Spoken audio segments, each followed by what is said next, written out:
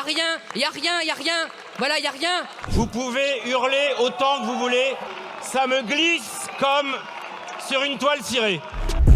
En apparence, c'est une séance comme les autres qui s'est ouverte à l'Assemblée nationale jeudi 4 décembre. Bonjour à tous, la séance est ouverte. Et pourtant, dès les premières minutes, l'examen du budget de la sécurité sociale bascule dans une ambiance électrique, en présence du Premier ministre qui a bousculé son agenda. L'examen du budget de la Sécu vit en effet ces derniers jours au Palais Bourbon, et le gouvernement n'hésite pas à sortir l'artillerie lourde pour pousser les députés au vote final.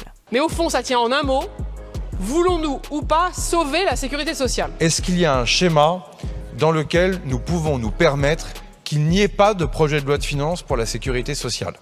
La réponse est non. Des propos alarmistes appuyés par une note surprise distribuée aux députés leur présentant les conséquences d'une non-adoption de ce budget. Qui nous emmènerait à 29 ou 30 milliards d'euros de déficit pour l'année prochaine. Un coup de pression qui a mis le feu aux poudres sur presque tous les bancs, provoquant des rappels au règlement dans tous les sens et des mises en cause personnelles. La note nous dit soit on est macroniste, soit c'est l'hiver nucléaire et les cavaliers de l'apocalypse qui déferlent sur le pays. Déposer une note comme ça, de 3 pages, en plein milieu des débats, sans qu'on puisse véritablement la lire, bah non, mais en fait ça se fait pas dans un débat parlementaire. D'où sortent ces 30 milliards ? Nous avons une note qui nous dit les infirmières ne pourront pas disposer des nouveaux dispositifs.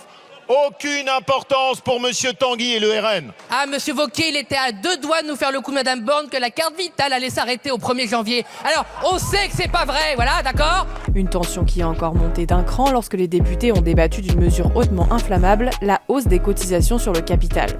Pas d'irritants nouveaux, pas de hausse de la CSG. Arrêtez de céder dans les compromis, les compromissions, les négociations avec le Parti socialiste. Vous pouvez hurler autant que vous voulez, j'ai l'habitude, et franchement, ça me glisse comme sur une toile cirée. Finalement, après de multiples suspensions de séance, les députés sont arrivés à un compromis avec le gouvernement, proposant une hausse de la CSG qui ne touchera pas les revenus fonciers, les PEL ou encore les contrats d'assurance vie. Le lendemain, c'est finalement l'ensemble de la partie recettes du texte qui a été adoptée à 26 voix près, une victoire obtenue dans la douleur.